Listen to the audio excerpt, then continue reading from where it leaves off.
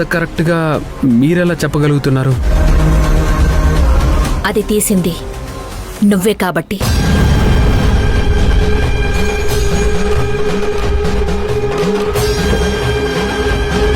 ఏమంటున్నారు మేడం?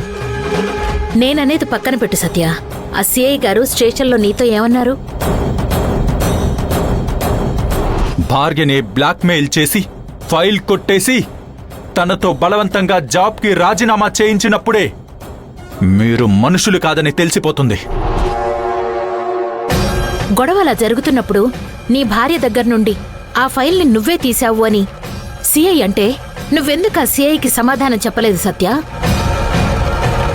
ఇప్పుడు నేనంటున్నాను సత్య, మినిస్టర్ కోసం నువ్వు నీ భార్యని మోసం చేసి భార్య దగ్గర దొంగతనం చేసిన భర్తగా మిగిలిపోయావు సత్య.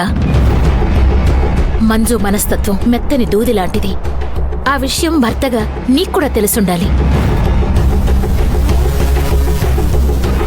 అయినా సరే దూదిలాంటి ఆమె మనసుని నువ్వు అగ్గిపెట్టెతో కాల్చేశావు సత్య. అలా చేసేటప్పుడు నేను దొంగతనం చేసేది ఎవరి దగ్గర అనేది నీకనిపించలేదా? లేదు మేడం. అవునులే, ఎందుకనిపిస్తుంది? నీకు భార్య కంటే కూడా ఆ మినిస్టరే గొప్ప కదా. ఇప్పుడు మంజు పడే బాధకు ఏ మెడికల్ షాప్లోనూ మందు లేదు తెలుసా? ఎందుకంటే ఆమె మానసిక స్థితిని నువ్వంతగా దెబ్బతీశావు. కట్టుకున్నవాడే కాలయముడిలా మారాడు అని మనం పేపర్లలో చూస్తూ ఉంటాం.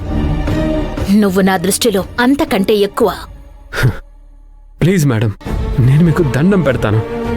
నా మాట ఒక్కసారి వినండి. నేను మినిస్టర్ కోసం ఫైల్ తెస్తానని చెప్పిన మాట నిజమే. అయితే అది మంజు తెస్తుందని నాకు తెలీదు.